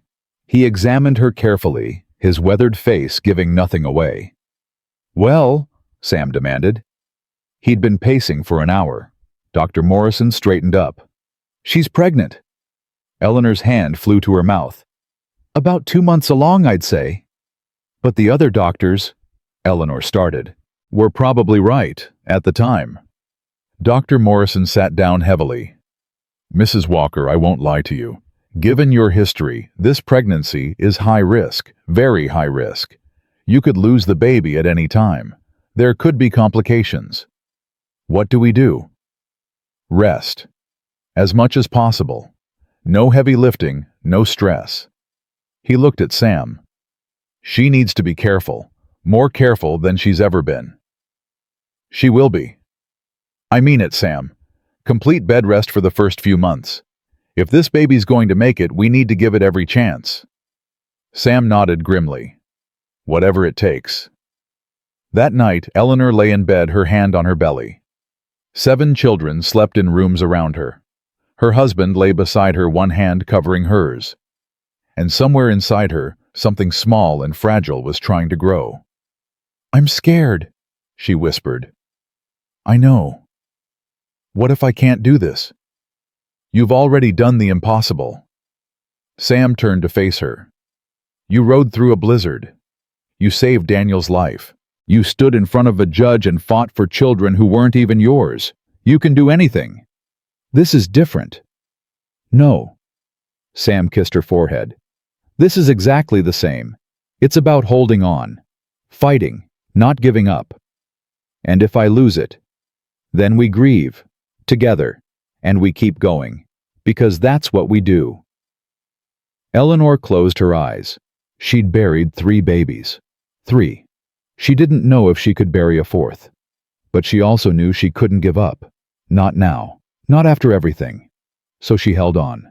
And she prayed. The children found out by accident. Emma walked in on Eleanor being sick one morning. She stood in the doorway watching with those dark, serious eyes. Are you dying? No, sweetheart, I'm not dying. Then why are you sick? Eleanor hesitated. I'm going to have a baby. Emma's face changed. Something flickered in her eyes, fear maybe, or hope, or both. A real baby. Yes. Inside you. Yes. Emma was quiet for a long moment. Then, will you still love us when the baby comes? Eleanor's heart shattered. She pulled Emma close. I will always love you, she said fiercely. Always. Having another baby doesn't change that. Nothing changes that. Promise? I promise. Emma nodded slowly. Okay. She paused. Can I feel it? The baby. There's nothing to feel yet. It's too small. But later, yes, you can feel it kick. Emma almost smiled. I'd like that. The news spread quickly after that. Jacob's reaction surprised everyone. You're gonna need help, he said. More than before. You're supposed to rest right, so I'll take over the morning chores. Thomas can do the evening ones. Jacob, you don't have to. Yeah, I do. His jaw was set. You took care of us. Now we take care of you. Mary immediately declared herself in charge of cooking. You just tell me what to make, Ma. I'll do the rest. William promised to be real quiet so Eleanor could sleep. Ruth started bringing her drawings every day, pictures of flowers and horses and the family all lined up in a row. Even Thomas, usually so reserved, wrote her a letter. "Dear Ma, I'm glad you're having a baby. I hope it's healthy. I'll be a good big brother, I promise. Love, Thomas." Eleanor cried when she read it. She cried a lot these days. The months passed slowly. Winter came again. The snow fell. The world turned white. Eleanor stayed in bed most of the time as Dr. Morrison ordered. It was maddening, she who had always been in motion, always working, always doing. But she did it. For the baby. Sam was her constant companion. He brought her meals read to her, held her hand when the fear got too big. "Tell me about our future," she'd whisper in the dark. And he would. He'd paint pictures with words of summer days, with all the children running through the fields of Jacob grown tall and strong, of Mary teaching in a real schoolhouse, of Thomas becoming a doctor or a lawyer or whatever he wanted, of a little one toddling after Emma, learning to walk, learning to talk, learning to love. "What if it's a boy?" Eleanor asked one night. "Then we name him something strong, like his brothers. What if it's a girl? Then we name her something beautiful, like her mother. Sam, I mean it." He kissed her gently. "Whatever happens, this child is already loved, already part of us." She held on to those words like a lifeline. The pains started in early spring. Eleanor was alone in the bedroom when she felt the first cramp, then another, then another. "Sam!" She could barely breathe. "Sam!" He came running, took one look at her face, and turned pale. "It's too early." "I know." "The baby?" "I know." He ran for the doctor. Mary took over, sitting beside Eleanor, holding her hand. "It's gonna be okay, Ma. It's gonna be okay." But her voice was trembling. Jacob appeared in the doorway. "What do you need?" "Hot water, clean cloths, everything you can find." He didn't hesitate, just nodded and ran. The hours blurred together, pain, fear, prayers that dissolved into screams. Dr. Morrison arrived sometime in the middle. His face was grim. "The baby's coming," he said. "There's no stopping it now. It's too early. It won't survive. We'll see." Eleanor pushed when he told her to push, screamed when she needed to scream, prayed with every breath. And then, a cry. Thin, weak, but real. "It's a girl," Dr. Morrison said. Eleanor sobbed. Is she alive?" "She's alive." The doctor's voice was thick. "She's small, too small, but she's breathing. Let me see her, please." He placed the baby in Eleanor's arms. So tiny, so fragile. Skin almost translucent, fingers no bigger than matchsticks. But her eyes were open, dark like Emma's, and she was looking at Eleanor like she knew exactly who she was. "Hello, little one," Eleanor whispered through her tears. "Hello, my darling girl." Sam appeared beside them. His face was wet. "She's beautiful. She's so small. She's perfect." The baby made a tiny sound, not quite a cry, not quite a coo, something in between. "What do we call her?" Sam asked. Eleanor thought about it. About everything they'd been through, the losses, the fights, the impossible odds. "Hope," she said. "Her name is Hope." Hope Walker was the smallest member of the family. For the first 3 weeks, Eleanor barely slept. Neither did Sam. They took turns sitting with her, watching her breathe, praying she'd keep breathing. The children crept in to look at her one by one. Mary cried. Thomas wrote another letter, this time to his baby sister. William asked if she could play yet. Ruth just stared, thumb in her mouth, silent and wondering. And Emma. Emma sat beside the cradle for hours watching. "She's so little," she said one day. "She'll grow." "What if she doesn't?" Eleanor took her hand. "Then we love her for as long as we have her. That's all we can do." Emma was quiet. Then, I was little once, when Pa found me. You were. I didn't think I'd live either, but I did. You did. Emma looked at her baby sister. She will too, she said quietly. I know it. Eleanor pulled her close. I hope you're right, sweetheart. I am. Emma's voice was certain. She's a walker. We don't give up. Against all odds, hope survived. She grew. Slowly, but she grew. By summer, she was smiling. By fall, she was laughing. By winter, she was reaching for her brothers and sisters, babbling at them in her own private language. The house that had once held 7 children now held 8. And Eleanor Walker, who had buried 3 babies and thought she'd never carry another, sat in her rocking chair with her daughter in her arms and wept. Not from grief, from joy. Years passed. The ranch prospered. The barn grew. The family grew. Jacob became a deputy sheriff in Coldwater at 19, the youngest in the territory's history. Mary started a school, a real one with a proper building and 20 students and a bell that rang every morning. Thomas went east to study medicine.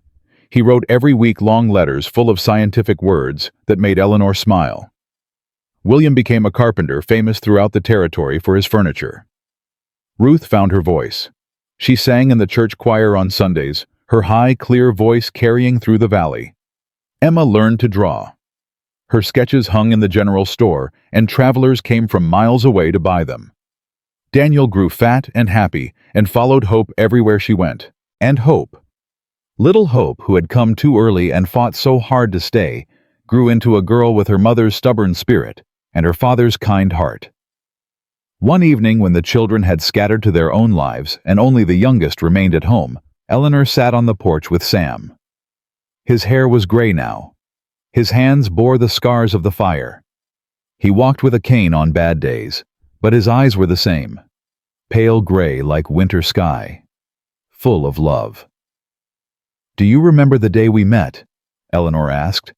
Every detail. I was so scared. You didn't look scared. You looked like you were ready to fight the whole world. I was. She laughed softly. I just didn't know what I was fighting for yet. And now? She looked out at the land, their land. The land they'd nearly lost a dozen times. The land where they'd built a life, raised a family, buried old griefs, and planted new hopes. Now I know, she said. Sam took her hand. Tell me. I was fighting for this, for us, for them. She turned to look at him. I spent so many years believing I was broken, that I couldn't be a mother because my body wouldn't let me, but I was wrong. You were never broken, Eleanor. I know that now. Tears slipped down her cheeks. Being a mother isn't about what your body can do. It's about what your heart is willing to give. And you gave everything. So did you. They sat in silence, hands clasped, watching the stars come out. Inside the house, Hope was reading to Daniel, her voice carrying through the open window. In Coldwater, Jacob was walking his evening rounds. In her schoolhouse, Mary was preparing lessons for tomorrow. Somewhere in the east, Thomas was healing people with hands that had once been too scared to reach out. In his workshop, William was building something beautiful. In the church, Ruth was practicing a new song. In her studio, Emma was drawing the face of a woman with kind eyes and flower-dusted hands, a woman who had walked into her life when she had no words and given her a voice. 8 children, 8 miracles, and 2 people who had found each other when they'd both stopped hoping. Sam. Yes. Thank you. He smiled. That rare, real smile that still made her heart skip after all these years. For what? For seeing me. That first day. For looking past what I couldn't give you and seeing what I could. I saw a woman who had lost everything and still had love to spare. He lifted her hand to his lips. I saw my future. She leaned her head on his shoulder. I love you, Samuel Walker.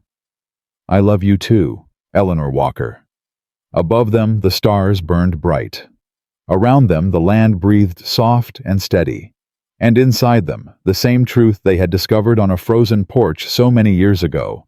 Family isn't blood. Family isn't paper. Family isn't what the law says or what the world decides. Family is who shows up, who stays, who holds your hand in the dark and doesn't let go. Family is built from broken pieces, and the broken pieces fitted together with love and patience and stubborn hope make something stronger than any whole could ever be. Eleanor closed her eyes. She thought of the girl she had been grieving, empty, certain that her story was over. She thought of the woman she had become, mother of 8, wife of 1 heart, fuller than she had ever dreamed possible. She thought of all the roads that had led her here to this porch, to this man, to this impossible beautiful life. And she knew with absolute certainty that every tear she had shed, every baby she had buried, every mile she had walked through snow and fire and fear, all of it had been leading her home. Not a place, a people, her family. The wind whispered through the valley, carrying the sound of children's laughter from long ago, mixing with the voices of the ones who were here now, the ones who would come after. A legacy of love passed down like a precious heirloom. This was what she had been fighting for. This was what she had found. This was what would remain long after the snow melted and the storms passed and the years turned to decades. Love. Just love. And it was enough. It was more than enough. It was everything.